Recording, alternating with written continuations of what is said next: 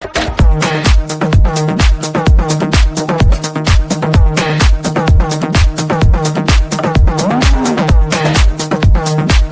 दोस्तों, welcome back to our YouTube channel Guru Masti JNMT। दोस्तों, मैं आज इस सेशन में क्लास 12th का फिजिक्स से का लेकर आया हूं, जिससे और चैप्टर का नाम है विद्युत धारा एवं परिपथ। और जो स्टूडेंट 1 से 2 नहीं देखे हैं वो इस वीडियो के डिस्क्रिप्शन में जाइए या चैनल के प्लेलिस्ट में चला जाइए, वहाँ जाइए और फिजिक्स, केमिस्ट्री, बायो, हिंदी सारा चीज़ का मिल जाएगा, समझे। और जो नए हैं इस चैनल पर, चैनल को सब्सक्राइब कर दीजिए, बेल आइकन को दबा दीजिए ताकि नोटिफिकेशन मिलता रहे। अपने दोस्तों के साथ शेयर कर दीजिए। चलिए आइए चलते हैं क्वेश्चन नंबर 1 में। क्वेश्चन नंबर 1 है, आवेशी चालक की ऊर्जा होती है। आवेशी चालक की ऊर्जा कौन होती है, यानी कौन हो जाएगा। ऑप्शन ए है E = हाफ CV, बी में दिया हुआ है E = हाफ CV², सी में दिया हुआ है E = हाफ C² और डी में दिया हुआ है C × V। इसका सही आंसर हो जाएगा ऑप्शन बी, सही ऑप्शन बी हो जाएगा। यानी ये जो है कैपेसिटर में एनर्जी का सूत्र है, यानी एनर्जी क्या होता है कैपेसिटर में, = हाफ CV²। अगर इंडक्टर में कहे तो हो जाएगा, क्या हो जाएगा, हाफ LI, ठीक है, स्क्वायर, हाफ LI², ठीक है। आगे चलिए क्वेश्चन नंबर 2 में लिखा हुआ है, नीला रंग के लिए कार्बन प्रतिरोध का कलर कोड क्या होता है। कलर कोड आप सभी को पता होगा शायद, है ना। और कलर को अगर पता नहीं तो हम लास्ट में एक ट्रिक बताएंगे, वो आप लोग याद कर लीजिएगा, इससे बन जाएगा, ठीक है। वैसे हम न्यूमेरिकल में बनाएंगे कलर कोड से कैसे बनता है। ऐसे तो आप लोग सभी को पता होगा कि इसका ट्रिक क्या होता है, क्या होता है कि B B Rai ji has beautiful and very good wife, इसी में सब कलर कोड आ जाता है, ठीक है। चलिए आगे चलते हैं क्वेश्चन नंबर 3 में। 2 का आंसर नहीं बता देते हैं। 2 का सही आंसर हो जाएगा डी, यानी 6 हो जाएगा, ठीक है। आगे चलते हैं क्वेश्चन नंबर तीसरा में। तीसरा क्वेश्चन बोल रहा है, एम्पियर घंटा मात्रक है, एम्पियर आवर सभी को पता होगा। एम्पियर घंटा किसका मात्रक है। ऑप्शन ए लिखा हुआ शक्ति का, बी लिखा हुआ आवेश का, सी लिखा हुआ ऊर्जा का और डी लिखा हुआ विभवांतर का।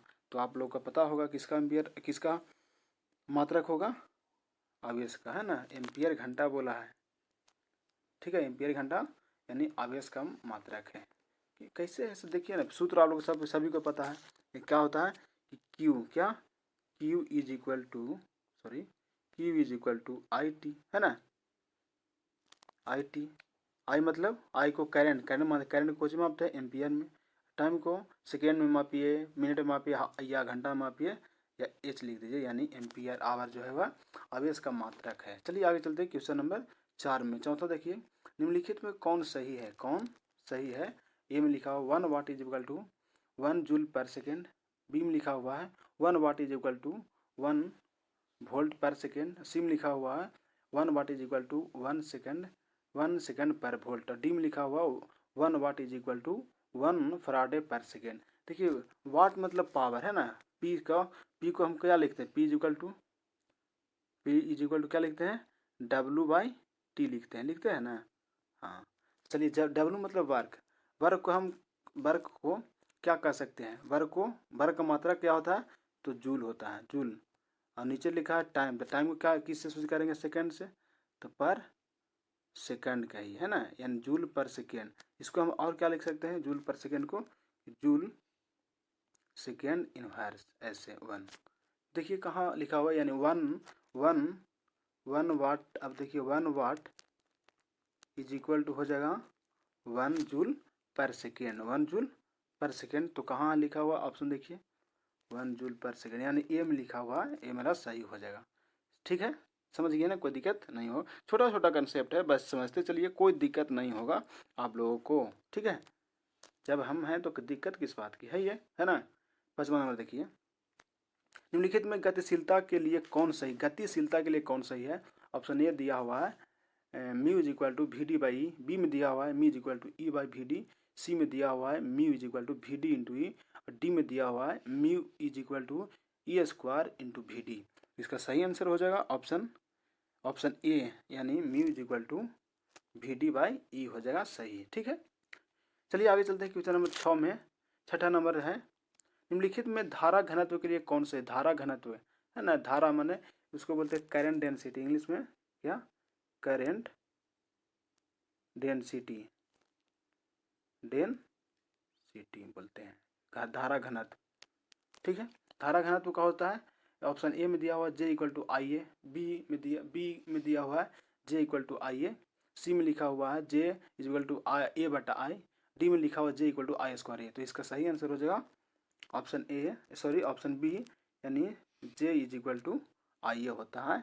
यही जो है क्या है, धारा घनत्व का सूत्र है, ठीक है। J इक्वल टू आई ए वाला हो गया बी, ठीक है, ए यानी बी, ठीक है, बी वाला। आगे चलते हैं, बी सही है। चलिए आगे चलते 7वां नंबर में, प्रतिरोधों के समानांतर क्रम में निम्नलिखित में कौन राशि समान रहती है ना। प्रतिरोधों का समानांतर क्रम में बोल रहा है, मैंने समानांतर में समझ रहे हैं, समानांतर मैंने ऐसे ऊपर है रेजिस्टेंस, एक रेजिस्टेंस जस्ट नीचे ही समानांतर है, ठीक है, ये है, इसको बगल में बनाते हैं। आप लोग कंसेप्ट समझते चलिएगा तब ना, याद करने में दिक्कत नहीं होगा। चलिए रेजिस्टेंस बनाते हैं, एक यहाँ, एक और पैरेलल में जोड़ दीजिए, और इसमें वोल्टेज सोर्स लगा दीजिए यहाँ पास भी, ठीक है, सॉरी, वोल्टेज सोर्स लग गया। तो कह रहा है कि कौन राशि समान रहती है, तो वोल्ट जो यहाँ होगा वही यहाँ भी होगा और यहाँ भी होगा, ठीक है। करंट डिफरेंट हो जाएगा, क्योंकि करंट चलेगा यहाँ, इसमें बटेगा, इसमें बटेगा, लेकिन वोल्टेज समान रहता है। कहाँ लिखा हुआ देखिए, ऑप्शन ए है विभवांतर, बी धारा, सी विभवांतर और धारा दोनों, और डी इनमें से कोई नहीं। तो क्या हो जाएगा, वोल्ट कहिए विभवांतर कहिए, यानी ऑप्शन ए सही हो जाएगा, समझे, समान रहता है समानांतर क्रम में, ठीक है। आगे चलते हैं क्वेश्चन नंबर 8 में। 8वां देखिए क्या लिखा हुआ, 8वां लिखा हुआ है कि टी समय तक धारा आई के प्रवाह के कारण, टी समय तक धारा आई के प्रवाह के कारण आर प्रतिरोधों के चालक में उत्पन्न उष्मा, वीवी मारिए, उष्मा यानी H heat is equal to होता है, फॉर्मूले होता है कि आई स्क्वायर आर टी, आप सभी को पता होगा, है ना। जहाँ आई करंट है, आर रेजिस्टेंस है, टी टाइम है। तो सही उत्तर देखिए कहाँ, H equal to I square R T कहाँ है, सी नंबर में है, यानी एच बराबर आई स्क्वायर आर टी, ठीक है। आगे चलिए क्वेश्चन नंबर 9 में। 9वां बोल रहा है कार्बन प्रतिरोध के हरे रंग के कोड का मान, कार्बन प्रतिरोध के हरा रंग के कोड का मान क्या होगा, अभी बताएं, हम कलर कोड लास्ट में बता दिएंगे।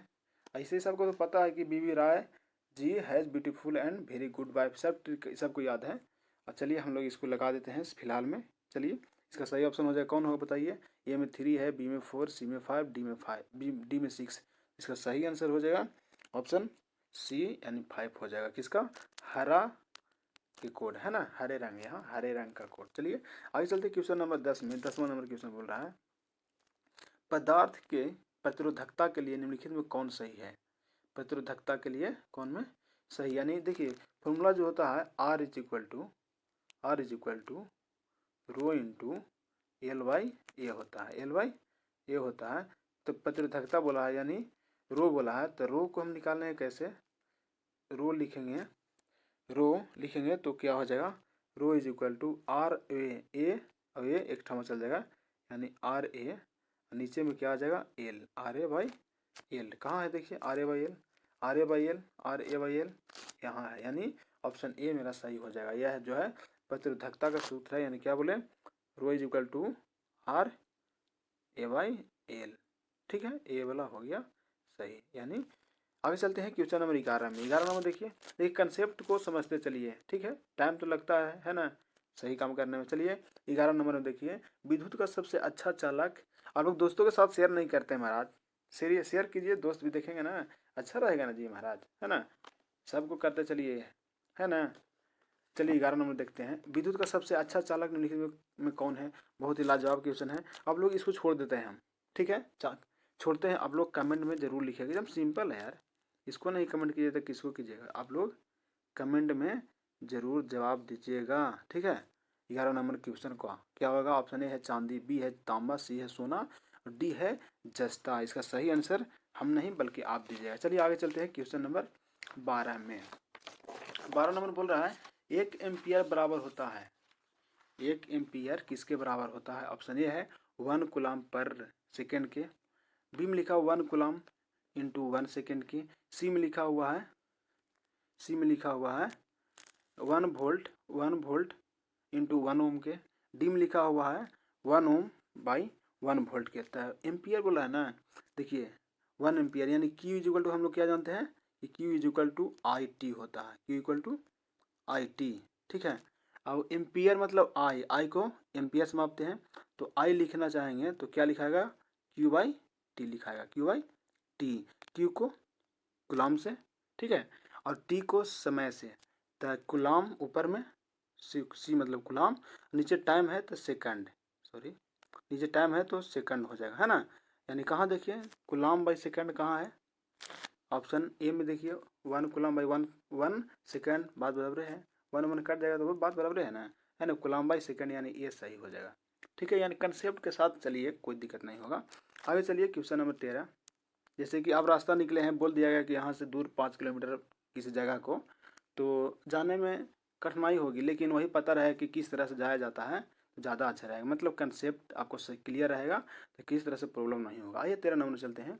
विद्युत भाग पर, अभी बहुत लंबा क्वेश्चन चलेगा, ठीक है। आप लोग धैर्य बनाए रखिए, ये सब बहुत अच्छा है जी, आपको बोर्ड के साथ साथ कंपटीशन में भी काम देने वाला है।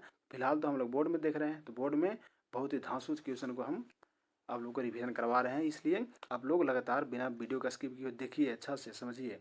विद्युत भाग बल की इकाई कौन होता है, ऑप्शन ए है न्यूटन, बी है जूल, सी है वोल्ट और डी है न्यूटन प्रति एम्पियर। क्या होगा 13 नंबर का सही आंसर हो जाएगा, 13 नंबर का सही हो जाएगा वोल्ट हो जाएगा, क्या वोल्ट, ऑप्शन सी, ठीक है। आगे चलते हैं क्वेश्चन नंबर, यहाँ डॉट लग रहा है, विद्युत वाहक बल बोल रहा है ना, विद्युत वाहक बल मतलब मैग्नेटोमोटिव फोर्स नहीं, ठीक है, यही होगा शायद वोल्ट। आगे चलते हैं क्वेश्चन नंबर 14 में, 14 नंबर चलते हैं। 14 नंबर क्वेश्चन लिखा हुआ है, वोल्टामीटर मापता है, वोल्टमीटर का मापता है, सभी को पता होगा। ऑप्शन ए प्रतिरोध मापेगा, नहीं जी, वोल्टमीटर प्रतिरोध थोड़ी मापेगा। बी देखिए विभवांतर मापेगा, हाँ क्या मापेगा, विभवांतर मापेगा। धारा तो अमीटर मापता है, वोल्टमीटर है तो विभवांतर मापेगा, और धारा अमीटर मापता है, ठीक है। आगे चलते हैं क्वेश्चन नंबर 15 में।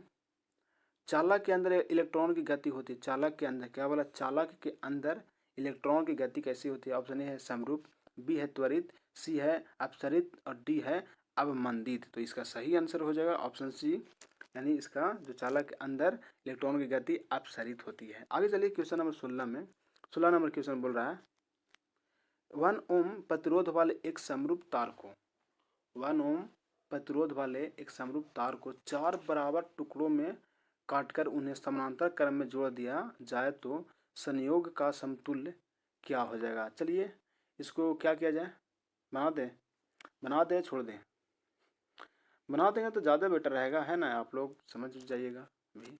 चलिए हम इसको बिना समय गंवाए हुए बना देते हैं क्वेश्चन को। चलिए आइए, कह रहा है 1 ओम प्रतिरोध वाले समरूप तार को 4, 1 ओम के 4 भाग में बांटेगा, जैसे कोई 4 को एक रोटी है 4 भाग में बांटिएगा तो 4 हिस्सा हो जाएगा, मतलब आधा से भी आधा होगा, मतलब 1 का आधा तो 0.5 होगा, उसको भी आधा तो 0.25 हो जाएगा। चलिए थोड़ा सा बगल में करते हैं, है ना, आइए यहाँ इधर आइए, सबसे अच्छा रहेगा। चलिए 16 नंबर के देख लीजिए, 16 नंबर क्वेश्चन का सोल्व हो रहा है।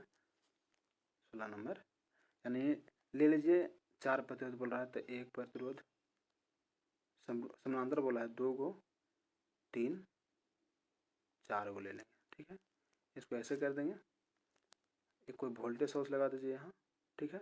अब 1 ओम के हम 4 भाग में बांटेंगे तो कितना कितना ओम पड़ेगा, तो 0.25, 0.25 है ना, इस भी 0.25, ये भी पड़ेगा 0.25, ये भी पड़ेगा 0.25 ओम, ठीक है, ओम सब ओम कर दीजिए, ओम पड़ेगा। अब कह रहा है जोड़ दिया जाए तो संयोग, इसको जोड़ दिया जाए तो हम क्या बोले थे, इसको जोड़ने के लिए कैसे होगा कि 1/0.25, 1/0.25 यानी 1/r is equal to 1/r is equal to क्या होता है, आप सभी को पता है कि 1/r1, ऐसी शायद आप लोग सीखे होंगे, है ना, प्लस 1/r2, ऐसे ऐसे करके सीखे होंगे। चलिए मतलब इस सब को ऐड कर देते हैं तो क्या होगा, आइए इसको थोड़ा सा क्लीन करते हैं। चलिए यानी 0.25 1/r इज इक्वल टू 0. 1/0.25 है ना, 1/r ले ही रहे तो 1/0.25 लेंगे ना, 1/r इक्वल टू 1/0.25 प्लस 1/0.25 फिर से प्लस 1/0.25 प्लस 1/0.25। सबको अगर एलसीएम ले लेंगे तो उतना, एलसीएम ना लेके सबको ऊपर के भेज दीजिए, ये सब काट दीजिए, काट दीजिए, काट ऊपर के अंदर 2 जीरो बैठ जाएगा, 2 जीरो इसमें भी, 2 जीरो यहाँ भी, 2 जीरो यहाँ भी। अब क्या होगा, नीचे एलसीएम 25 आएगा है ना, 25 एलसीएम आ जाएगा तो 25 लिखिए। और ऊपर कितना हो गया, सबका सेम है यानी 100 100 प्लस 100 प्लस 100 प्लस 100 कितना हो गया 400 है ना, यानी 1/r इज इक्वल टू 400/25। अब क्या करिए, इसको काट दिया जाए है ना, तो कितना से कटेगा, कितना से कटेगा, देखिए कितना से कटेगा, 16 से है ना, 16 से कट जाएगा। अब करेंगे तीसरा तीसरी मल्टीप्लाई, तो r इज इक्वल टू आ जाएगा, कितना आएगा, ऊपर है 16 तो नीचे यानी 1/16 गुना मल्टीप्लाई हो जाएगा। ठीक है, यहाँ तक कोई दिक्कत नहीं हुआ आप लोगों के समझने में, नहीं ना, आशा करते हैं किसी तरह से प्रॉब्लम नहीं हुआ होगा।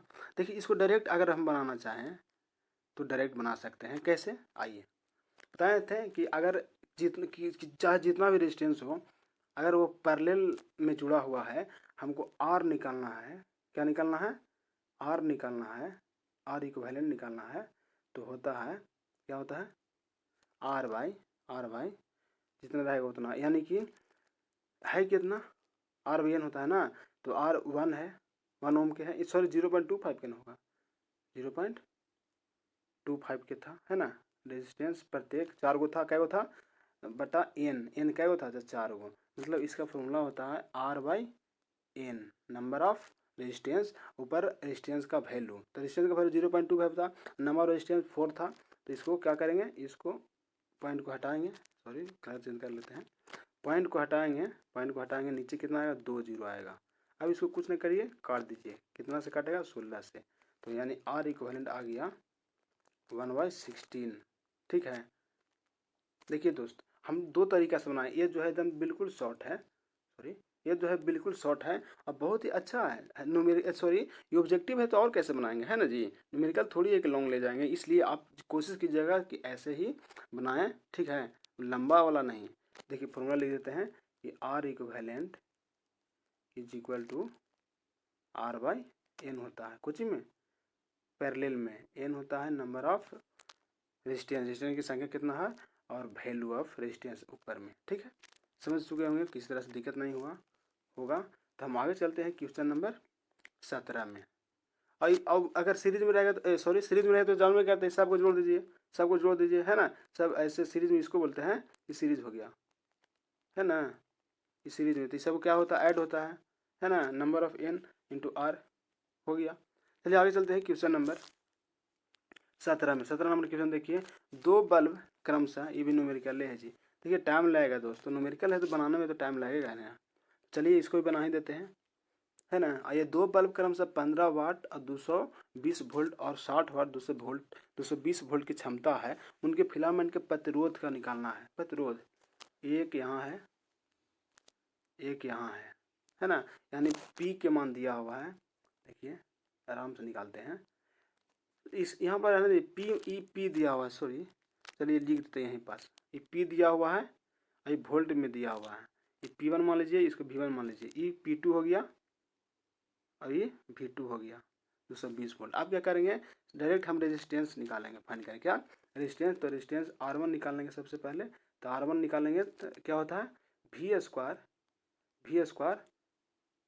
स्क्वायर बटा P1 लिख दीजिए, तो V1 कितना है, देखिए V1 है 220, तो 220 लिख दीजिए, 220 इंटू 220 और बटा P1 कितना है, P1 है 15, तो 15 लिख दीजिए, इसको काट दीजिए, काटिएगा कितना आएगा बताइए, और क्या बोला, क्षमता है उनके फिलामेंट के प्रतिरोधक का अनुपात, इसका इतना ही रेजिस्टेंस का अनुपात बोल रहा है ना, R1 तो इतना होगा, R2 कितना हो जाएगा, R2 कितना हो जाएगा, R2 देखिए R2 हो जाएगा, इसको यानी V2 स्क्वायर बटा P2, तो V2 कितना, भी 220 है और फिर से 220 और नीचे कितना हो जाएगा, P2 है 60, तो 60 लिख दीजिए। ठीक है, अब क्या कर रहे हैं, इसको क्या करना है, इसको मतलब अनुपात में, रेशियो में करना है, रेशियो में करना है तो कर दीजिए। क्या आ गया देखिए, मतलब R1 मान लीजिए R1 है, रेशियो करेंगे तो हम पीछे से क्या करेंगे, डिवाइड कर देंगे, तो रेशियो होगा यहाँ से ऐसे, इसको करेंगे डिवाइड तो ये भी डिवाइड हो जाएगा, होगा ना। यानी R1 का मान ऊपर है, R2 का मान नीचे है। अब क्या करेंगे, 220 से 220 कट जाएगा, ये भी 220 से 220 कट जाएगा, ठीक है। अब कितना बचा, ये ऊपर 15 नीचे 4, यानी इसको काट दीजिए, 15 4 जा कर दिएगा 60। अब कितना आया कि थोड़ा सा और रहता है स्पेस ना, चलिए यहीं पास लिख देते हैं कि R1 बाई R2 का मान कितना आ गया, कितना आया, कहाँ गया, हाँ 1/4 आ गया। क्या आ गया, R1 बाई R2 के मान, सॉरी 1 कैसे है, 1/1 और 1/4 नीचे है ना, ये सॉरी थोड़ा सा मिस्टेक हुआ, इसको 1/4 लिखिए, 1/4 1/4 हो गया, तो 1/4 कर दीजिए। अब हम लिखेंगे फिर से कि R1/R2 फिर से करेंगे, क्या लिखेंगे, कलर चेंज कर देते हैं, R1/R2 यानी R1/R2 जो आ गया मेरा 4 चला जाएगा ऊपर, नीचे आ जाएगा 1, यानी क्या हो जाएगा 4:1 हो जाएगा, 4:1। आशा करते हैं आप लोग समझ में आया होगा। देखिए कौन सा ऑप्शन सही है वहाँ ऊपर में हम लोगों का, तो बी नंबर सही होगा, यानी 4:1। समझ में आया, समझ में आया हो तो ज़्यादा अच्छा है, आप लोग समझ गए होंगे। ऐसे हम न्यूमेरिकल में और बताएंगे। भाई दोस्त टाइम तो लगेगा भाई, है ना, टाइम लगेगा, आप लोग पढ़िए सही से। 18 नंबर देखिए, कार्बन प्रतिरोधक का कलर कोड में लाल रंग का मान क्या होता है। देखिए इस समय टाइम नहीं लेंगे, आइए यहाँ बड़ा कर देते हैं सबसे अच्छा। कार्बन प्रतिरोधक का कलर कोड में लाल रंग का कलर किसका बोला है, लाल रंग का बोला है। बताइए लाल रंग का क्या होता है, तो लाल रंग का होता है 2 होता है, कितना होता है 2 होता है। आगे चलिए 19 नंबर में, किसी चालक का विशिष्ट प्रतिरोध बढ़ता है, कब बढ़ेगा भाई, ताप बढ़ने से, बीम लिखा हुआ अनुप्रस्थ काट क्षेत्रफल बढ़ने से, सिम लिखा हुआ लंबाई घटने से, और डी लिखा हुआ अनुप्रस्थ काट क्षेत्रफल घटने से। तो इसका सही आंसर हो जाएगा ऑप्शन ए वाला, यानी ताप बढ़ने से, क्या, ताप बढ़ने से चालक का विशिष्ट प्रतिरोध बढ़ता है, ठीक है। आगे चलते हैं क्वेश्चन नंबर 21 में। 21 का क्वेश्चन है, किसी चालक के लिए संवहन वेग VD तथा आरोपित विद्युत क्षेत्र E के बीच संबंध क्या हो जाएगा। ऑप्शन ए लिखा हुआ है VD directly proportional to √E, बीम लिखा हुआ है VD directly proportional to E, C में लिखा हुआ है VD directly proportional to E², और डी में लिखा हुआ है VD is equal to constant. तो इसका सही आंसर हो जाएगा ऑप्शन बी, यानी VD is directly proportional to A, कौन सा, बी, ठीक है। आगे चलते हैं क्वेश्चन नंबर 21 में, एक चालक के 3.2 ओम की धारा प्रवाहित हो रही है। एक चालक में 3.2 एम्पियर की धारा प्रवाहित हो रही है, ठीक है। आगे, इस चालक के लिए अनुप्रस्थ काट के आर पार प्रति सेकंड कितने इलेक्ट्रॉन प्रवाहित होगा, है ना, कितना इलेक्ट्रॉन प्रवाहित होगा, इसको बना दें। आइए थोड़ा सा, चलिए बनेगा तो टाइम लगेगा ना जी। चलिए हम चलते हैं, क्या नंबर था 21 नंबर में, 21 नंबर बना दिया जाए। आइए बनाते हैं। 21 नंबर लिखा हुआ है, क्या लिखा हुआ है, एम्पियर दिया हुआ है, और क्या दिया, प्रवाहित हो रही इस चालक के किसी अनुप्रस्थ काट के आर पर प्रति सेकेंड टाइम लिखा हुआ 1 सेकेंड, कितने इलेक्ट्रॉन प्रवाहित हो, यानी हमको क्या पूछा है, एन के मान, है ना, कि इलेक्ट्रॉन प्रवाह हो रहा है, एन के मान पूछ रहा है। तो आइए क्यू बराबर हम जानते हैं, क्या जानते हैं कि क्यू इज इक्वल टू होता है IT, Q equal to IT होता है, जानते हैं, है ना। अब क्यू इक्वल टू एक और फॉर्मूला होता है, क्यू बराबर एन ई होता है, क्यू बराबर एन ई, और क्या हो गया IT, इधर लिख देंगे IT, ठीक है।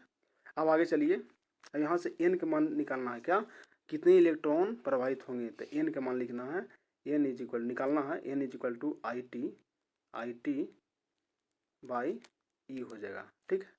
अब देखिए यही हमको छिपा हुआ है answer, N is equal to लिखना है, फाइंड करना है ना, तो आई का मान दिया हुआ कितना दिया हुआ है 3.2, तो 3.2 लिख देंगे। टाइम कितना है, टाइम देखिए टाइम कितना, प्रति सेकेंड मतलब 1 सेकेंड, तो 1 लिख दीजिए। इलेक्ट्रॉन ई का मान सभी को पता होगा, ई का मान पता है आप लोग को, क्या होता है 1.66 इंटू 10⁻, कितना होता है 10⁻⁻19 होता है पता ना। चलिए अब चलिए आगे। अब देखिए क्या करना है, कुछ नहीं कीजिए, इसको चुपचाप n = लिखिए और इसको फाइनली करिएगा तो क्या आ जाएगा 16 दूनी 32 अप्रोक्स। इसको 2 ऊपर चढ़ा दीजिए, ये छोड़िए हटाइए ना, 2 0 यहाँ ले रहिए, यानी कि फाइनली जो आएगा इसको काट दीजिए चुपचाप। मैंने अप्रोक्स 1.66 है ना, यानी अप्रोक्स 2 से काट दीजिए अप्रोक्स, ठीक है, अप्रोक्स ले रहे हैं, ठीक है, यानी 2 इंटू 10⁻, नीचे में माइनस में है -19, ऊपर में जाएगा तो प्लस में हो जाएगा, यानी 10⁻⁹, यही जो होगा आंसर करेक्ट हो जाएगा, यानी कि n = 2 इंटू 10⁻⁹ सही होगा। कहाँ है आंसर देखिए, तो 2 इंटू 10⁻⁹, यानी ए नंबर ऑप्शन सही हो जाएगा, समझे। आगे चलिए क्वेश्चन नंबर 22 में। 22 नंबर बोल रहा है किसी बंद परिपथ में किसी लूप के विभिन्न बिंदुओं के बीच विभवांतरों का बीजीय योग प्रतिरोधों और सेलों को शामिल करते हुए लिखना है। क्या होगा, ऑप्शन ए है 0 से अधिक होता है, बी में है 0 से कम होता है, सी में है 0 होता है, डी में है अचर होता है। तो इसका सही आंसर हो जाएगा ऑप्शन ए, यानी 0 से अधिक होगा। आगे चलिए क्वेश्चन नंबर 23 में, कलर चेंज कर लेते हैं। 23 नंबर क्वेश्चन बोल रहा है धातु के बने किसी घनाभ की चौड़ाई और ऊंचाई बराबर है, ठीक है, चौड़ाई ऊंचाई बराबर तथा लंबाई चौड़ाई की दुगनी है, समानांतर सतहों के बीच महत्तम और लघुत्तम प्रतिरोधों का अनुपात निकालिए। ये थोड़ा लंबा नहीं जाएगा, फिगर बनाना पड़ेगा, ऐसे करना पड़ेगा, हम न्यूमेरिकल में इसको सॉल्व कर देंगे। फिलहाल इसको आंसर से काम चलाइए, इसका आंसर होगा ए, ठीक है। आगे चलिए क्वेश्चन नंबर 24 में। 24 चित्र में दिखाए गए परिपथ में E1 = 10 वोल्ट, चित्र कहाँ है भाई, अच्छा होगा नीचे, E1 = 10 वोल्ट है ना, E1 = 10 वोल्ट और E2 = 6 वोल्ट, दोनों सेल बैटरी का EMF है तथा R1 2 ओम R2 1 ओम इनके आंतरिक प्रतिरोधक हैं। CD के बीच से सेल का विभवांतर होगा, CD के बीच सेल का विभवांतर कहाँ है देखिए, अच्छा इस तरह से छोटा करेंगे तो नज़र आएगा, आइए देखते हैं, हाँ समझ रहे हैं, नज़र आ रहा है, बोलिएगा। इसके बीच बोल रहा है दिखाएं, चलिए इसको बनाते हैं, थोड़ा सा समझा देते हैं, कुछ थोड़ा सा कंसेप्ट है कि दिखाएंगे E1 E2 का मान दिया, E1 दिया हुआ है 10 वोल्ट, इसका मान दिया हुआ है 10 वोल्ट, 10 वोल्ट दिया हुआ है, और E2 का मान कितना है, E2 का मान 6 वोल्ट दिया है, E2 का 6 वोल्ट दिया है।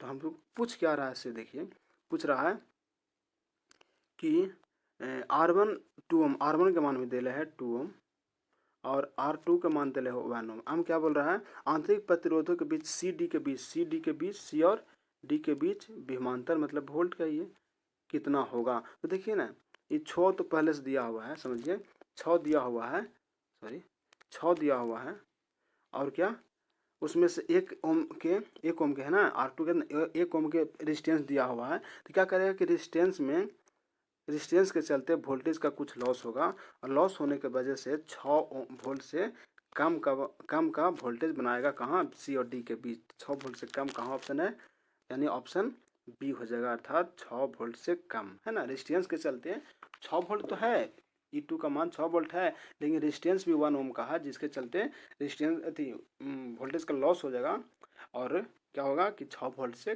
कम वहाँ विभवांतर होगा। आगे चलिए क्वेश्चन नंबर 25 में, किलोवाट आवर, ये सभी का पता होगा, किलोवाट आवर मात्रक है, किसका मात्रक है, ऑप्शन ए शक्ति का, ऑप्शन बी ऊर्जा का, ऑप्शन सी बल घूर्ण का, ऑप्शन डी इनमें से कोई नहीं। तो इसका सही आंसर होता है क्या, ऊर्जा का मात्रक है, किलोवाट घंटा। ये पूछता है, बार बार पूछ देता है, बच्चों से कन्फ्यूजन होता है, देखता है कि अच्छा किलोवाट घंटा दिले है ना, तो हो जाएगा क्या, कुछ कोई और मार के आ जाता है, ठीक है, यानी इसका सही ऊर्जा का होगा, ठीक है, किलोवाट घंटा ऊर्जा का मात्रा है। आगे चलिए क्वेश्चन नंबर 26 में, स्वस्थ मनुष्य के शरीर का विद्युत प्रतिरोध कितना होता है, ऑप्शन ए 50,000 ओम, बी में दिया हुआ 10,000 ओम, सी में दिया हुआ 1,000 ओम, डी में दिया हुआ 10 ओम। तो इसका सटीक आंसर हो जाएगा ऑप्शन ए, यानी कितना 5,000 ओम के बराबर हो, तो 22 रे, यानी स्वस्थ मनुष्य के शरीर का विद्युत का प्रतिरोध होता है 5000 ओम। सही बात है जी, हमको तो नहीं लगता ये, हालांकि साइंस के थ्रू सही है।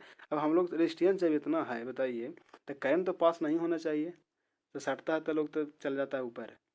यानी अब साइंस है भाई, कुछ भी हो सकता है, यानी ये होगा। साइंस में पता है ना, साइंस के माध्यम से अगर कोई कोई व्यक्ति किसी वस्तु को माथा पर मतलब सर पर लिया हुआ है, और वो मतलब किसी एक स्थान से शुरू करके और गोले मतलब पूरा मार्केट, पूरा दुनिया घूर के कहिए ना, और फिर वहीं आ जाए उसी बिंदु पर, तो साइंस बोलता है कि एक को काम नहीं किया। बताइए तो, सही में ना। यानी एक सूत्र होता है work, work is equal to क्या होता है, W equal to F S, माने फोर्स इंटू डिस्टेंस, डिस्प्लेसमेंट। ठीक है, फोर्स इंटू डिस्प्लेसमेंट। तो बल तो लगाया लेकिन डिस्प्लेसमेंट जीरो हो गया, तो यानी W equal to F S का ये एफ डी का ये एफ डी। तो फोर्स तो लगाया, अच्छा बात है, बहुत फोर्स लगाया, ठीक है, 2 न्यूटन की फोर्स लगाया, 50 न्यूटन की फोर्स लगाया, लेकिन डी है जीरो, तो वर्क क्या किया, जीरो। यानी दुनिया घूरने से कोई फायदा नहीं। ये साइंस है भाई, कुछ भी हो सकता है। इसलिए स्वस्थ मनुष्य के शरीर का विद्युत प्रतिरोध 5000 होता है, 50,000 ओम होता है। आगे चलिए क्वेश्चन नंबर 10 में, 27 में, 27 नंबर बोल रहा है 1 एम्पियर की धारा एक तार से, 1 एम्पियर की धारा कितना, सॉरी 10 एम्पियर, 10 एम्पियर की धारा एक तार से 10 सेकंड के लिए, कितना सेकंड के लिए, 10 सेकंड के लिए सेकंड तक प्रवाहित होती है। यदि तार का विभवांतर 15 वोल्ट हो, तो तार का विभवांतर कितना बोला, 15 वोल्ट हो, तो किया गया कार्य कितना होता है, बता दें। नॉर्मल है, समझ में आ जाएगा। आइए छोटा सा ब्रेक लेते हैं, अब बनाते हैं। ब्रेक नहीं, बनाने के लिए ब्रेक ले रहे हैं, कहीं जा नहीं रहे हैं। आइए 27 नंबर देख लीजिए।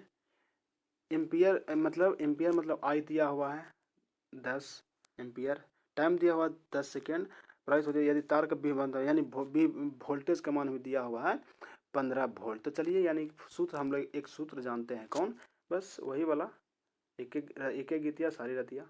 Q is equal to I T होता है, Q is equal to I T से वही से निकल जाएगा।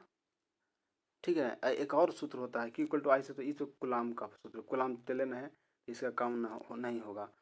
इससे Q निकलेगा, आवेश निकलेगा, आवेश निकालने की आवश्यकता हम लोग का है, हाँ शायद होगा। तो चलिए निकालते हैं Q। तो आई टी, आई कितना दिया हुआ है 10, तो 10 लिख दीजिए, और टाइम भी 10 लिखा हुआ है, तो कितना हो गया 10 दहाँ 100। ठीक है, 100 हो गया क्लेम। ठीक है, अब क्या कह रहा है कि इतना वोल्ट किया गया कार्य, तो डब्ल्यू बराबर क्या होता है, आइए डब्ल्यू बराबर जानते हैं कि डब्ल्यू बराबर एक फॉर्मूला होता है, उसका नाम है V Q. W is equal to V Q होता है, यानी कि वी कितना वोल्ट बोले, 15 वोल्ट दिया हुआ है, और क्यू का मान मेरा आ गया इतना, यानी 100। तो कितना हो गया 15 गुने 100, यानी 1500 जूल। क्या आ गया, जूल आ गया। यानी सही आंसर कहाँ हो जाएगा, 1500 जूल कहाँ है, ए नंबर ऑप्शन सही हो गया। समझ रहे हैं, कोई दिक्कत नहीं हुआ यहाँ समझने में, नहीं ना। चलिए आगे चलते हैं क्वेश्चन नंबर 28 में। 28 नंबर क्वेश्चन देखिए, 15 ओम प्रतिरोध के एक तार से जिसका विभवांतर 7 वोल्ट है, जिसका विभवांतर 7 वोल्ट है, ठीक है, 0 मिनट तक, कितना मिनट लिख रहा है यार, 0 मिनट तक नहीं, कुछ लिखा हुआ होगा, 10 मिनट तक धारा प्रवाहित होते हुए उत्पन्न उष्मा क्या होता है। ऐसा सूत्र देगा ना, तो देखिए कुछ नहीं करना है, हीट निकालने के लिए बोल रहा है, तो एच इज इक्वल टू क्या होता है, एच इज इक्वल टू होता है आई स्क्वायर आर टी। ठीक है, आई स्क्वायर आर टी, आई जहाँ क्या है करंट है, आर रेजिस्टेंस, और टी जो है टाइम है। इस पर बैठाइएगा तो आंसर आ जाएगा। आर का मान देखिए दिया हुआ है, वोल्ट का मान दिया हुआ है, तो वोल्ट से पहले क्या निकालना, आई निकाल जाएगा, आई इक्वल टू जानते हैं क्या, वी बटा आर होता है। यहाँ से क्या निकल जाएगा, आई निकल जाएगा, वोल्ट दिया हुआ है, तो इस पर बैठा देगा सीधे, आई का मान जो आया उस पर बैठा देगा, आई स्क्वायर कर दिया। आर का मान तो दिया हुआ है 5 दिया हुआ, आई का मान यहाँ से निकलेगा, इससे 7/5 से कर दीजिए, 7/5 पे आएगा, आई स्क्वायर निकाल दीजिए, फिर आई स्क्वायर, उसके बाद आर कितना है 5 है, और टी निकाल दीजिए, टी दिया हुआ है, तो धारा पर 1 मिनट, हाँ लिखा हुआ कि जितना मिनट तक रहे, यहाँ लिखा हुआ सर, शायद कट गया। ऐसा क्वेश्चन आएगा तो मैंने हीट निकालने के बोलेगा ना, तो हीट के लिए हीरो फार्मूला है यही, यानी H is equal to I square R T. ठीक है, इसका फिलहाल आंसर हो जाएगा डी, यानी 2800 हो जाएगा। ठीक है, आगे चलिए क्वेश्चन नंबर 29 में। 29 नंबर बोल रहा है विद्युत परिपथ किसी, अभी न्यूमेरिकल नहीं है तो बड़ा कर देते हैं, विद्युत परिपथ किसी बिंदु पर, आप लोग बताइए कमेंट में, मज़ा आ रहा है ना? काहे कि भाई मेहनत कर रहे हैं तो आप लोग भी साथ साथ कीजिएगा तब ना जी। अब घरे जाने के चक्कर में नहीं रहिए कि 1 तारीख को घरे जाएंगे, उसको से मिलना है यार, ज़रूरी जाएंगे ना काहे। इसलिए आप लोग थोड़ा सा होल्ड कीजिए, एग्ज़ाम है और एग्ज़ाम को सही से प्रिपरेशन कीजिए ताकि एग्ज़ाम में किसी तरह से दिक्कत नहीं हो। घरे तो रहबे किए हैं महाराज 17-16 साल, है ना? तो कम से कम एग्ज़ाम दीजिए इंटर में, अच्छा मार्क्स उठाइए। आइए 29 नंबर चलते हैं। विद्युत परिपथ किसी बिंदु पर सभी धाराओं का बीजगणितीय योग क्या होता है? ऑप्शन ए है शून्य होगा, बी अनंत होगा, सी धनात्मक होगा या डी ऋणात्मक होगा। तो इसका सटीक आंसर हो जाएगा ऑप्शन ए यानी शून्य होगा, है ना? विद्युत परिपथ किसी बिंदु पर सभी धाराओं का बीजगणितीय योग यानी केसीएल से है, केसीएल किरचॉफ्स करंट लॉ से है ना? मतलब किसी बिंदु पर आउटगोइंग करंट और इनकमिंग, जैसे यहाँ जा रहा है किसी बिंदु पर और यहाँ से आ रहा है तो दोनों का सम इक्वल होता है। ठीक है, आगे चलते हैं क्वेश्चन नंबर 30 में। व्हीट स्टोन ब्रिज का उपयोग होता है। आप लोग देखिए व्हीट स्टोन ब्रिज आप लोग कंफर्म कर लीजिए, ठीक है? हो सकता है आ भी सकता है लॉन्ग में। व्हीट स्टोन ब्रिज का उपयोग होता है, ऑप्शन ए है सिर्फ उच्च प्रतिरोध के मापन में, बी में है सिर्फ अल्प प्रतिरोध के मापन में, सी में है उच्च एवं अल्प दोनों के ही प्रतिरोध के मापन में और डी में है विभवांतरों के मापन में। तो इसका सही आंसर सभी को पता होगा, क्या होगा? उच्च एवं निम्न, या माने उच्च एवं अल्प दोनों ही प्रतिरोधक के मापन में व्हीट स्टोन ब्रिज का उपयोग होता है ना? आगे चलिए क्वेश्चन नंबर 31 में। एक विद्युत परिपथ में विभवांतर मापा जाता है। विद्युत परिपथ में विभवांतर मापा जाता है, ऑप्शन ए एम्पियर में, एम्पियर तो करंट मापते हैं ना, वोल्ट में, सी है ओम में, डी है वाट में। तो इसका सही आंसर क्या हो जाएगा? बी यानी विभवांतर को हम वोल्ट में मापते हैं, है ना? चलिए, और ओम एम्पियर को में, करंट को एम्पियर में, ओम रेजिस्टेंस को ओम में, प्रतिरोध को ओम में और वाट पावर के शक्ति के वाट में। इसका आंसर हो जाएगा कौन? बी। चलिए आगे चलते हैं क्वेश्चन नंबर 32 में। 32 क्वेश्चन बोल रहा है स्थिर विभवांतर पर किसी विद्युत परिपथ का प्रतिरोध आधा कर दिया जाता है। स्थिर विद्युत किसी विद्युत परिपथ का प्रतिरोध है ना, प्रतिरोध आर को आधा कर दिया जाता है, उसमें उत्पन्न उष्मा के आर को आधा करते हैं, यानी क्या हम बोलते हैं फॉर्मूला, सूत्र बोले थे ना आप लोग के कि H is equal to I square R T. तो आर को क्या कर रहा है? आधा कर दे रहा है, तो 1/2 कर दे रहा है, 1/, है ना? वही नहीं कह रहा, प्रतिरोध का आधा कर दिया जाता है तो उत्पन्न ऊर्जा क्या हो जाएगा? तो दुगुना हो जाएगा। क्या हो जाएगा? दुगुना हो जाएगा, यानी 2h होगा ना जी, इधर जाएगा तो इधर 2h हो जाएगा ना, दुगुना हो जाएगा। आगे चलते हैं क्वेश्चन नंबर आ गया, हाँ 33 में। 33 बोल रहा है किसी विद्युत परिपथ का वह गुण जो विद्युत ऊर्जा को उष्मा में बदल देता है, किसको क्या बोलते हैं? ऑप्शन ए है विद्युत वाहक बल, बी में है धारा, सी में है विभवांतर और डी में है प्रतिरोध। इसका सही आंसर हो जाएगा ऑप्शन डी यानी प्रतिरोध हो जाएगा। अर्थात क्या बोल, किसी विद्युत परिपथ का वह गुण जो विद्युत ऊर्जा को उष्मा में बदल देता है, उसको हम प्रतिरोध बोलते हैं। आगे चलिए क्वेश्चन नंबर 34 में। अब बोलेगा प्रतिरोध कैसे होता है? जैसे हीटर उटर में लगा हुआ रहता है, वो रेजिस्टेंस एक तरह के है, देखते हैं हीट हो जाता है तो उष्मा में बदल दिया ना प्रतिरोध। या तो बल्ब में देखिए, उसमें अंदर भी वो जो नाइक्रोम का तो वायर रहता है उसको प्रतिरोध बोलते हैं, वो भी हीट हो जाता है, तो विद्युत ऊर्जा को हम उष्मा ऊर्जा में बदल रहे हैं। आगे देखिए क्वेश्चन नंबर 34 में। किरचॉफ का बिंदु नियम पॉइंट रूल पालन करता है। ऑप्शन ए ऊर्जा के संरक्षण का सिद्धांत, बी में है आवेश के संरक्षण का सिद्धांत, सी में है संवेग के संरक्षण का सिद्धांत और डी में है द्रव्यमान की संरक्षण का सिद्धांत। तो इसका सही आंसर हो जाएगा ऑप्शन बी, क्या? आवेश के, यानी देखिए केसीएल के बोला है, केसीएल जो है, केसीएल एगो होता है, सॉरी इसको थोड़ा नीचे लिखते हैं, एक इसका आंसर क्या होगा? आवेश के, बी नंबर, यानी एक केसीएल होता है, एक केवीएल होता है। केसीएल मतलब किरचॉफ्स करंट लॉ, केवीएल माने Kirchhoff's voltage law. Kirchhoff's current law जो होता है ना वो आवेश के, इसका हो जाएगा आवेश के संरक्षता का सिद्धांत करता है, और केवीएल जो होता है ये होता है ऊर्जा के संरक्षण का सिद्धांत है, ठीक है, पालन करता है। आगे चलते हैं क्वेश्चन नंबर 35 में। केसीएल के भी आप लोग अच्छा से पढ़े होंगे, विद्युत धारा पढ़ रहे होंगे तब। 35 में परिपथ का गुण जो विद्युतीय ऊर्जा को ताप में बदलता है। क्या बोल रहा है? विद्युत ऊर्जा को ताप में बदलता है, आपको लोगों को अभी बताएं क्या? रेजिस्टेंस हो जाएगा। आगे चलते हैं क्वेश्चन नंबर 36 में। किसी चालक में विद्युत धारा के प्रवाह का क्या कारण हो सकता है? ऑप्शन है प्रतिरोध में अंतर, बी में है तापक्रम में अंतर, सी में है विद्युतीय विभव में अंतर और डी में है निम्न इनमें से कोई नहीं।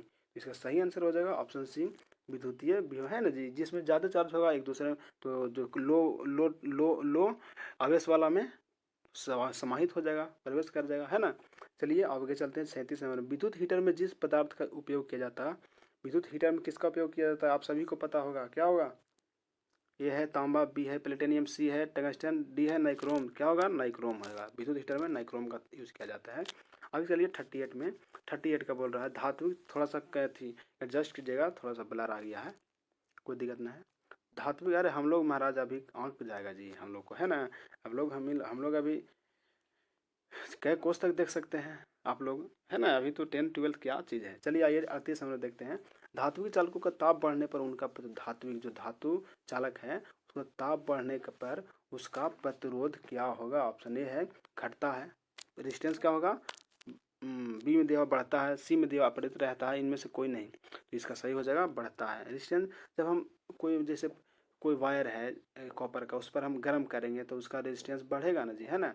आगे चलिए 39 में, एक सूखे सेल का विद्युत वाहक बल्ब 1.5 वोल्ट हो और आंतरिक प्रतिरोध 0.5 है, यदि यदि यदि यह सेल एक बाहरी प्रतिरोध में 1 एम्पियर की धारा भेजता है तो सेल का विभवांतर होगा। सेल का विभवांतर क्या होगा? तो इसका सही आंसर हो जाएगा बी। इसको हम बना देंगे, लेकिन ब्लर आ रहा है तो आप लोगों को देखने में मज़ा नहीं आ रहा होगा, इसलिए हम इसको न्यूमेरिकल में बनाएंगे, ठीक है। आगे चलिए क्वेश्चन नंबर 40 में। 40 नंबर क्वेश्चन है 60 वाट तथा 40 वाट के दो बल्ब यदि श्रेणी क्रम में जोड़े जाएं तो उनकी सम्मिलित शक्ति क्या हो जाएगा? बताइए। सब सिंपल क्वेश्चन है, कुछ नहीं करना, इसको कछु नहीं करना है। जो हम रेजिस्टेंस को श्रेणी क्रम समानांतर क्रम में जोड़ते हैं ना, उसी तरह से पावर को हम पैरेलल में जोड़ते हैं। समझ रहे? नहीं समझे? फिर से समझाते हैं कि अगर हम रेजिस्टेंस को पैरेलल में अगर जोड़ेंगे तो पावर को श्रेणी में जोड़ते हैं। जैसे कि रेजिस्टेंस को पैरेलल में क्या करते हैं? पैरेलल में 1/r is equal to 1/r1 plus 1/r2 करते हैं, लेकिन जस्ट अपोजिट होता है इसको, क्योंकि हम किसको कर रहे हैं? पावर को। तो पावर को अगर श्रेणी में जहाँ भी देखिए तो पैरेलल की तरह जोड़िए। और रेजिस्टेंस में बताया ना पैरेलल कैसे जोड़ते हैं? पैरेलल में 1/r equal to 1/r1 plus 1/r2, लेकिन पावर में हम श्रेणी क्रम को ऐसे जोड़ेंगे। तो जोड़िए 1/p इज इक्वल टू, है ना, आइए, यानी 1/p is equal to 1/p1 plus 1/p2। बगल में आ जाइए ना, ये छोड़िए, आइए इधर में है थोड़ा सा, है ना, बस थोड़ा सा 1 मिनट में बन जाएगा, और कम टाइम लगे, एक मिनट कहाँ से, यानी 1/, श्रेणी क्रम का यूज हो रहा है, पावर का श्रेणी क्रम का, 1/p equal to 1/p1 plus 1/p2। जोड़ लीजिए कितना? 1/60 और प्लस 1/40, क्या हो जाएगा? एलसीएम 120, 60 दूनी 120, 40 या 20 से 3 हो गया, ठीक है ना। तो 3 दूँ 5 आ गया ना जी, 5 होगा, 40 या 20 से, और 60 दूनी 120, 3 दूँ 5 बाई 120 कर दीजिए, कितना आएगा? 24 25 20 से नीचे कितना आ गया? 24। यानी आगे चलिए समझिए, देखिए, यानी 1/p आया, 1/p समझिए यहाँ पर 1/p इज इक्वल टू 1/24। आप क्या करेंगे? मल्टीप्लाई कर देंगे तिरछा तिरछी, कितना आएगा? p इज इक्वल टू सिर्फ 24। देखिए कहाँ है? तो 24 है डी नंबर में, तो डी नंबर ऑप्शन सही हो जाएगा, समझे। अगर हमको रहता यहाँ श्रेणी क्रम नहीं समानांतर क्रम में रहता तो सीधी जोड़ देते, कितना हो जाता? यहाँ काट के हम क्या समानांतर में लिखते हैं, समांतर क्रम में, तो हम क्या करते? सीधा जोड़ देते हैं, 60 प्लस 40 कितना हो गया? 100, डायरेक्ट कर देते हैं, हो गया इतना वाट, लेकिन पैरेलल श्रेणी में बोला है। चलिए आगे चलते हैं क्वेश्चन नंबर 41 में। 41 का क्या बोल रहा है? विद्युत परिपथ की शक्ति होती है, अभी बताएं, शायद फॉर्मूला हम पहले लिखे थे, शक्ति यानी power P is equal to V² बटा R होता है। V² बटा R कहाँ है? देखिए वी स्क्वायर बाई आर यहाँ है, यानी सी नंबर ऑप्शन सही हो जाएगा। ठीक है, आगे चलिए क्वेश्चन नंबर 42 में। 42 का क्या बोल रहा है भाई, 2 वोल्ट विद्युत वाहक बल का सेल जब परिपथ में जोड़ा जाता है, किसमें, परिपथ में जोड़ा जाता है, ठीक है, जाता है तो 5 एम्पियर की धारा प्रवाहित होती है। इसका आंतरिक प्रतिरोध ओम में कितना होगा, ओम में कितना होगा, इसको कुछ ना करना है, वो उतना नहीं, चलिए हम शॉर्ट में चलते हैं ना। ओम में आंतरिक प्रतिरोध आर बोल रहा है ना, तो आर इक्वल टू हम लोग जानते हैं कि आर इक्वल टू वी बटा आई होता है, इतना तो पता होगा सबको। तो वी बटा आई होता है, वी कितना लिखा हुआ है 2 वोल्ट, 2 लिख दीजिए, वोल्ट कितना, आई कितना है 5 एम्पियर, तो 5 लिख दीजिए, इसको काटिए कितना होगा 0 पॉइंट क्या होगा जी 0.4 हो जाएगा, क्या होगा सॉरी 0.4 हो जाएगा, तो कर दीजिए कहाँ है ऑप्शन 0.4, ये हो गया। सिंपल है, उतना नहीं करना है, बस सिंपल में चलिए, जो दिया उसको लिख के आराम से फाइंड कीजिए। आगे चलिए 43 में 43 में चलते हैं। एक तार की लंबाई को खींचकर दुगुना कर दिया जाता है, क्या कर रहा है, एक तार की लंबाई को लंबाई को खींचकर, है ना, 12 कर देता है, और यदि खींचने के पूर्व उसका प्रतिरोध आर है, पहले आर था, अब क्या होगा, यानी अब सॉरी आर डैश का होता, दूना लंबाई कर देता, तो दूनी 4 या 4 गुना होगा रेजिस्टेंस। ठीक है, आगे चलिए, इसमें कोई कंसेप्ट नहीं है, थोड़ा बहुत है, आप लोग समझ, उतना समझदार हैं आप लोग। 44 1 फराडे बराबर होता है 96,500, यानी बी नंबर सही हो जाएगा। अर्थात ये सब तो मुंह पर आना चाहिए आप लोग के जी, है ना। 1 फराडे बराबर होता है, तो पहला में लिखा 96,500 के, दूसरा में भी 96,000 कुलाम, फराडे तो हमेशा कुलाम है ना, यानी ऑप्शन सी हो जाए, बी हो जाएगा आंसर। चलिए हम अब चलते हैं आगे क्वेश्चन नंबर 45 में। 45 है, किरचॉफ का नियम निम्नलिखित में किसका परिणाम है, अभी बताए हैं किरचॉफ का नियम किसका परिणाम है से, अभी जस्ट ऊपर 1-2 क्वेश्चन ऊपर बताए हैं, यानी क्या, विद्युत क्षेत्र का संरक्षित चरित्र का, है ना, विद्युत क्षेत्र का संरक्षित क्षेत्र का भी नियम है ना। आगे चलते हैं क्वेश्चन नंबर 46 में, लेकिन चेंज है ना, वो कुछ और बोल रहा था या और, यानी चलिए कोई दिक्कत नहीं, चेंज है तो हमसे क्या, उससे क्या मतलब है, इसका आंसर हम लोग देख लेंगे, बी होगा विद्युत क्षेत्र का संरक्षित चरित्र। आगे चलिए क्वेश्चन नंबर 46 में, एक ही पदार्थ के बने 2 तारों ए तथा बी की लंबाई समान है, अच्छा, ए का व्यास बी से दुगुना है, अच्छा, ए का प्रतिरोध बी की तुलना में 13 है। सिंपल है, जस्ट इसका अपोजिट कह देना है, चौथाई कह देना है, दुगुना है तो 4 गुना हो जाएगा, है ना। एक ही पदार्थ के बने, सिंपल है, कुछ हो इसमें दिमाग नहीं लगाना है ना। एक ही पदार्थ के बने 2 तार ए बी है, लंबाई समान है, एल समान है, उसका व्यास डी से एक का व्यास बी से दुगुना है, एक का प्रतिरोध बी की तुलना में क्या हो जाएगा, चौथाई हो जाएगा। आगे चलिए क्वेश्चन नंबर 47 में, किसी चालक की प्रवाहित धारा होता है, क्या होता है, ऑप्शन ए है I equal to N E A V D, B में है I equal to N E square A into V D, C में है I equal to N E A by V D, और D में है I equal to N square into A into V D. तो इसका सटीक answer हो जाएगा ऑप्शन ए, यानी I equal to N E into V D. आगे चलिए क्वेश्चन नंबर 48 में। 48 क्वेश्चन बोल रहा है, सिंपल होगा, 12 ओम प्रतिरोध का एक तार एक वृत्त के रूप में मोड़ दिया जाता है, कैसा, एक वृत्त के रूप में मोड़ दिया गया, व्यास के किनारों के बीच का व्यास के किनारों के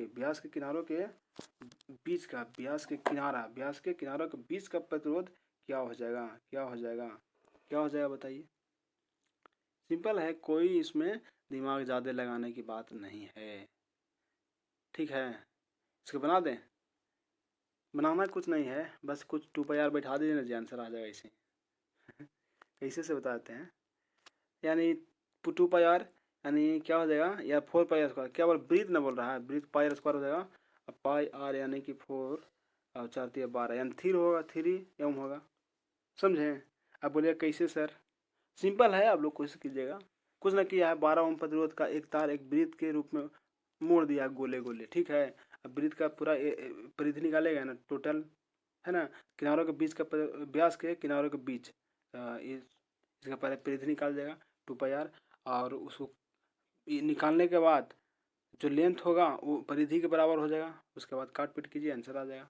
आगे चलिए क्वेश्चन नंबर 49 में, 49 का बोल रहा है, विद्युत वाहक बल की बीमा होता है। ठीक है, विद्युत ईएमएफ को बोल रहा है, इलेक्ट्रोमोटिव फोर्स, ईएमएफ का बीमा होता है। ऑप्शन ए है ML2T-2, ए बी में है M-1 L2T-2, सी में है MLT-2, डी में है ML2T-3 M-1। तो इसका सटीक आंसर हो जाएगा, क्या हो जाएगा, ऑप्शन डी, यानी ML2T-3 M-1 जो है वह विद्युत वाहक बल की बीमा है। आगे चलिए क्वेश्चन नंबर 50 में, विद्युतीय विभव की बीमा क्या हो। विद्युतीय विभव बोला है ना, ऑप्शन ए है ML2T-3 M-1, बी में है MLT3 M-3, सी में है MLT-3 M-2 और डी में है ML2T-3 M-2। तो इसका सटीक आंसर हो जाएगा ऑप्शन ए, यानी ML2T-3 M-1।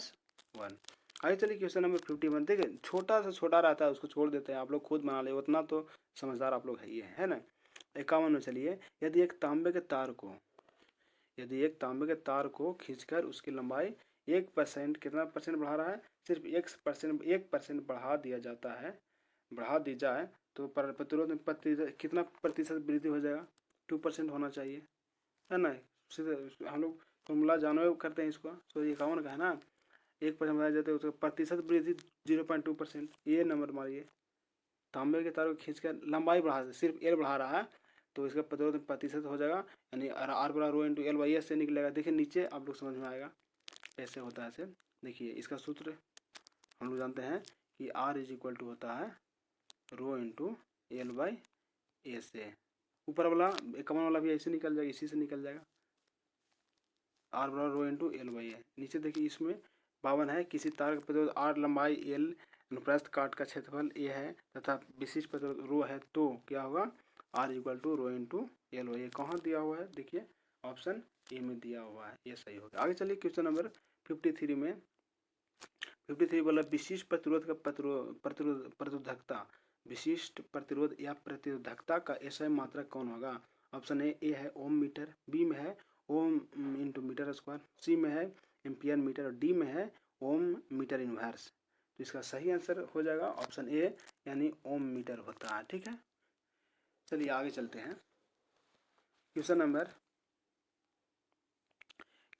20। देखिए इसको आप कहिएगा कि यू कैसे होगा भाई, कितना कंसेप्ट करते चलें क्लियर जी, बताइए, है ना। चलिए इसको देख लीजिए, अभी ऊपर जो फॉर्मूला लिखे तो उसी पर हो जाएगा, R equal to rho into L by, sorry वो नहीं होगा, rho into L by A होगा। तो विशिष्ट प्रतिरोधक यानी रो का मान पूछा है, रो इक्वल टू क्या हो जाएगा, आर ए बाई एल। अब इसको बैठा दीजिए, आर क्या रेजिस्टेंस है, तो रेजिस्टेंस का क्या, पहले तो ओम हो जाएगा, तो ओम लिख दीजिए। अभी ए जो है ना, L into B, L area क्या होता है, एरिया एल किसी का, तो एल इंटू बी होता है, तो क्या हो जाएगा इसका एल इंटू ए को हम क्या लिख सकते हैं, ए को लिख सकते हैं एल इंटू बी, एल से एल कट जाएगा, अब बी मैंने बी भी एक लंबाई है, तो लंबाई का मात्रा का मीटर होता है, तो ओम मीटर हो गया। चलिए आगे चलते हैं 54 में, विशिष्ट प्रतिरोध का प्रतिरोधकता, विशिष्ट प्रतिरोधक का या प्रतिरोधकता की, शायद ऐसा अभी क्वेश्चन बताए हैं, क्या हो जाएगा इसका सही आंसर ऑप्शन ए हो जाएगा, है ना, ML3T-3 M-2 हो जाएगा। आगे चलिए क्वेश्चन नंबर 55 में, विद्युत हीटर में जिस तत्व का व्यवहार किया जाता है वह कौन सा तत्व होता है, अभी बताए हैं क्वेश्चन के, है ना। क्या बोले, विद्युत हीटर में कौन सा, नाइक्रोम तार, डी हो जाएगा। ठीक है, टंगस्टन तो बल्ब में करते हैं ना, प्लेटिनम तांबा ये सब तो होवे नहीं करेगा, नाइक्रोम हो जाएगा। आगे चलिए क्वेश्चन नंबर 56 में, शोषित विद्युत ऊर्जा क्या होता है। ऑप्शन ए है विभवांतर के व्युत्क्रमानुपाती होती है, बी में है विभवांतर के समानुपाती है, सी में है विभवांतर के वर्ग के समानुपाती होता है और डी में है इनमें से कोई नहीं। तो इसका सटीक आंसर हो जाएगा ऑप्शन सी, यानी विभवांतर के वर्ग के समानुपाती होती है। आगे चलिए क्वेश्चन नंबर 57 में, व्हीटस्टोन ब्रिज से मापा जाता है, क्या मापा जाता है। ऑप्शन ए उच्च प्रतिरोध, बी में है निम्न प्रतिरोध, सी में है उच्च तथा निम्न प्रतिरोध और डी में है विभवांतर। अभी ऊपर हम लोग किए रिवाइज, यानी सी सही हो जाएगा, उच्चतम तथा निम्न प्रतिरोध। आगे चलिए क्वेश्चन नंबर 58 में, व्हीटस्टोन सेतु से तुलना करता है। ऑप्शन ए प्रतिरोधों का, इसका तुलना करता है, बी धाराओं का, सी विभवांतरों का और डी सभी का। तो इसका सही क्या हो जाएगा आंसर, अभी बताए हैं ऊपर, प्रतिरोधों का, है ना, प्रतिरोधक का तुलना करता है।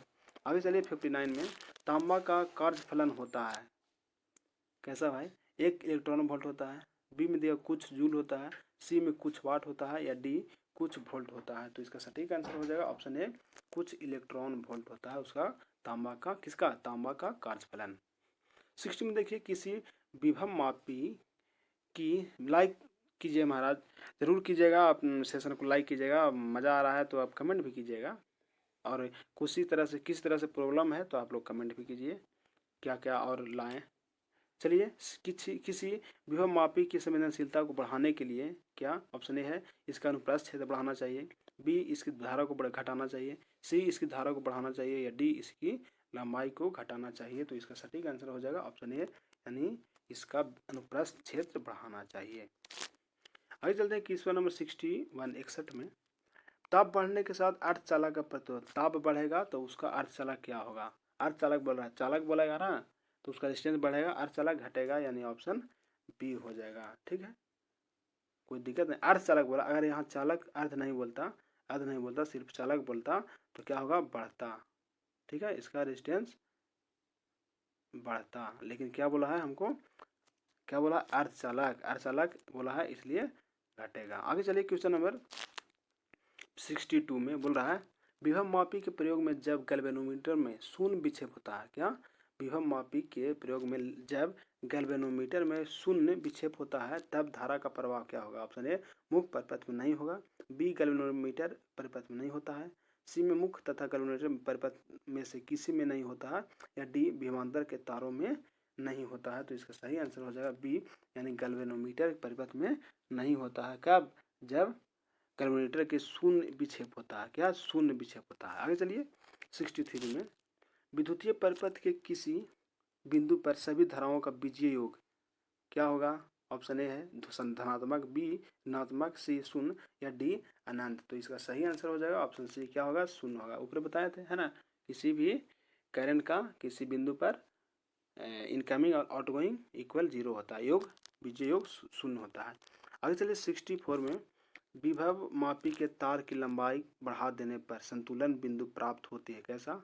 कम लंबाई पर, बी अधिक लंबाई पर, सी उतनी ही लंबाई पर, या डी अनिश्चित। तो इसका सही आंसर हो जाएगा ऑप्शन बी, यानी अधिक लंबाई पर। आगे चलिए, सेल का विद्युत वाहक बल मापा जाता है किससे? ऑप्शन ए वोल्ट मापी से, बी में है धारा मापी या मीटर द्वारा, सी है गैल्वेनोमीटर द्वारा, और डी है विभव मापी द्वारा, अर्थात सेल का विद्युत वाहक बल विभव मापी के द्वारा मापते हैं। ऑप्शन बी, डी सही है। आगे चलिए क्वेश्चन नंबर 65 हो गया। 66 में, एक सेल का विद्युत वाहक बल ई है, ठीक है, ई है, जब उसे लघुपतित, है ना, शॉर्ट सर्किट कर देते हैं तब उसका टर्मिनल वोल्टेज कैसा हो जाता है? ऑप्शन ए ई वोल्ट हो जाएगा, बी में दिया हुआ E/2 वोल्ट हो जाएगा, सी में दिया हुआ E/3 वोल्ट हो जाएगा, डी में दिया 0 हो जाएगा, शून्य हो जाएगा। तो सी शून्य हो जाएगा, जब शॉर्ट सर्किट करते हैं तो जल जाएगा ना जी, तो उसका टर्मिनल वोल्टेज 0 हो जाता है। आगे चलिए क्वेश्चन नंबर 67 में, इसका तुल्य प्रतिरोध बोल रहा है। चलिए थोड़ा सा इसको कर देते हैं सोल्यूशन। ऐसा व्हीटस्टोन ब्रिज है ना जी, व्हीटस्टोन ब्रिज कैसे मानेंगे? जब एक ये जो होता है तिरछा तिरछी, है ना, अपोजिट साइड अपोजिट रेजिस्टेंस का मल्टीप्लाई इक्वल हो, तो देखिए तो करिए, तो इसको इसके साथ कीजिए, इसके साथ कीजिए, तो 5 × 8 कितना हो जाएगा? 40, और ये वाला कीजिए, कलर चेंज करके बताते हैं, आप कीजिए ये वाला 4 और 10, ये भी हो जाएगा 4 × 10 = 40, यानी दोनों सेम हो गया। इस स्थिति में क्या करते हैं, व्हीटस्टोन ब्रिज में अगर ये स्थिति रहेगा तो हम क्या करते हैं, बीच का जो रेजिस्टेंस रहता है उसको हम गायब करते हैं, क्या करते हैं, सॉरी, बीच का रेजिस्टेंस को इसको हम लोग हटा देते हैं, है ना, बीच के रेजिस्टेंस को ही हम लोग हटा देते हैं। आप क्या करते हैं, अब बाकी जो बचा है उसको हम लोग फाइंड करते हैं टोटल रेजिस्टेंस के रूप में। तो चलिए आइए टोटल रेजिस्टेंस के रूप में हम लोग चलिए फाइंड कर देते हैं, है ना। चलिए सबसे पहले देखिए, सॉरी कहाँ चला गया, मूव, चलिए आइए चलते हैं, इसको फाइंड करते हैं कैसे। तो देखिए ऊपर यानी ये तो ख़त्म कर दिए हम लोग, इसको ख़त्म कर दिए, इसको ख़त्म कर दिए।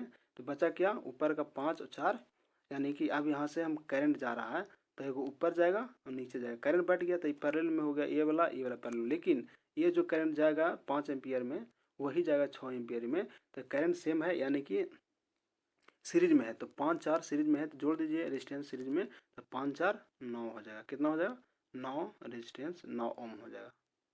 यानी ये है, ये बी है। अब देखिए नीचे है, जब नीचे करंट जाएगा जो 10 एम्पियर में 10 ओम में करंट जाएगा वही जाएगा मेरा 8 ओम में। तो यानी कि सेम है करंट, तो ये भी सीरीज में पैरेलल सीरीज सॉरी ये भी सीरीज में होगा, करंट सेम है तो सीरीज में अगर ये भी ए से बी है तो ए मान लीजिए, इसको बी मान लीजिए, इसको ए, तो जोड़ दीजिए कितना हो गया, 10 8 18, यहाँ 18 कर दीजिए, क्या हो गया 18 कर दीजिए। देखिए 2 जगह हम लिख दिए इसलिए समझने के लिए आप लोग के, कोई ज़रूरी नहीं है 2 जगह लिखने के लिए।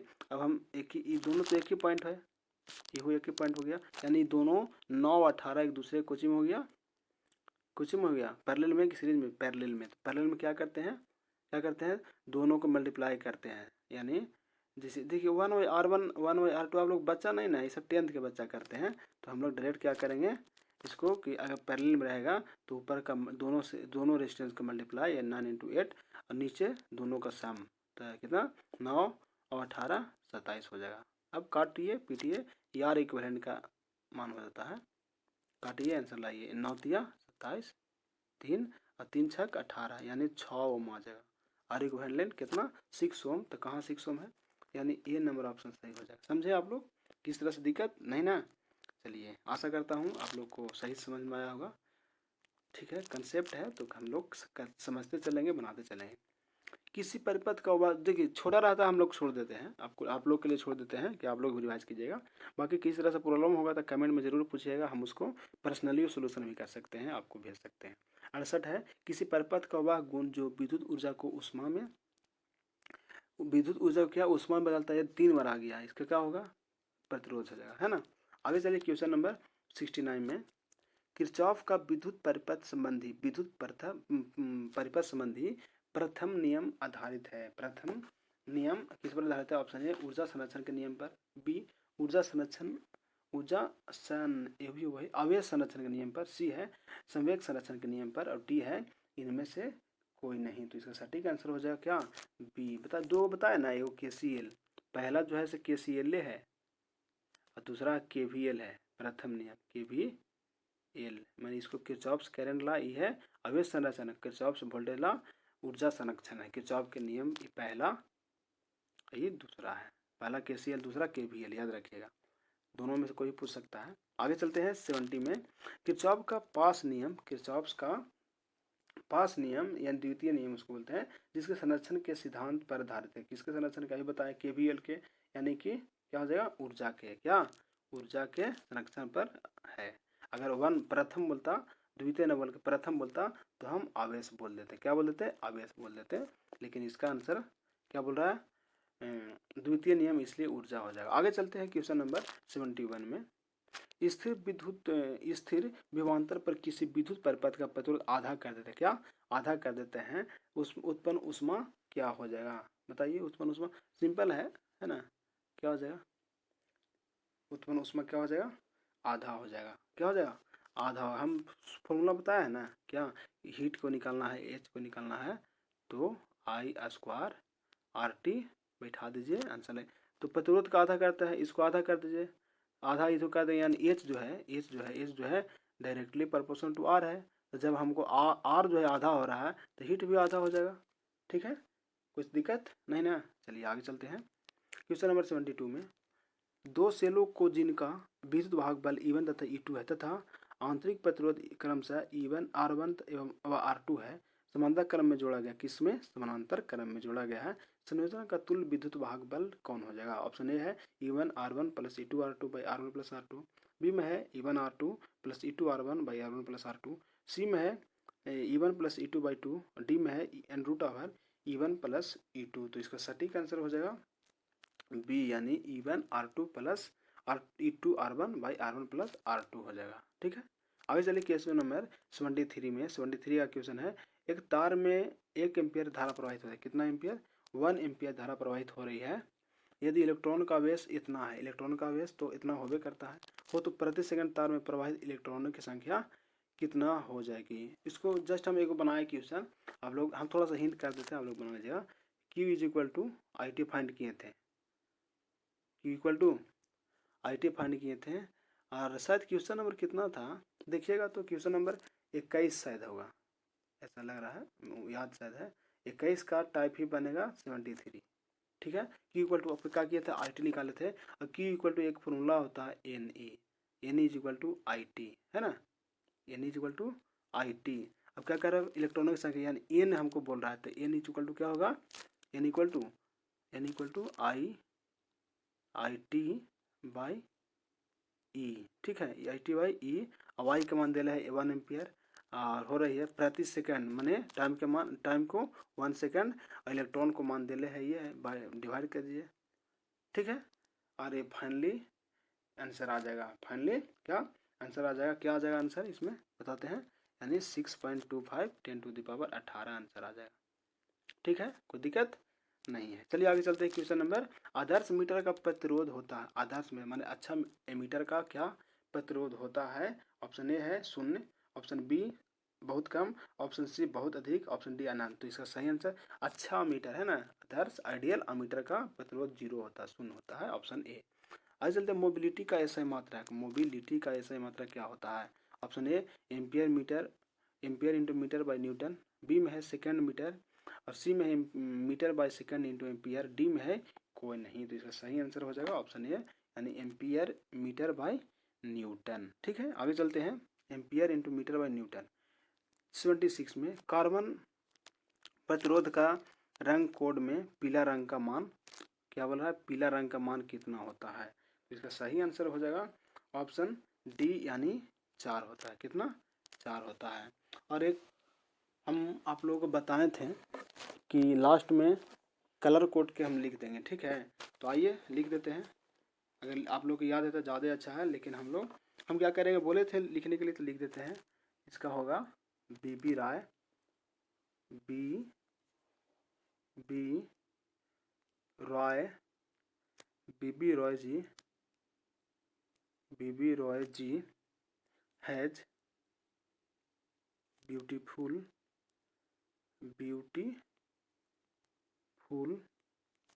Beautiful and very good wife and very, ठीक है, वेरी नीचे लिखते हैं, वेरी गुड वाइफ। ठीक है, अब किससे क्या होगा आइए बताते हैं, सॉरी। चलिए, बी राय, पहला बी से ब्लैक,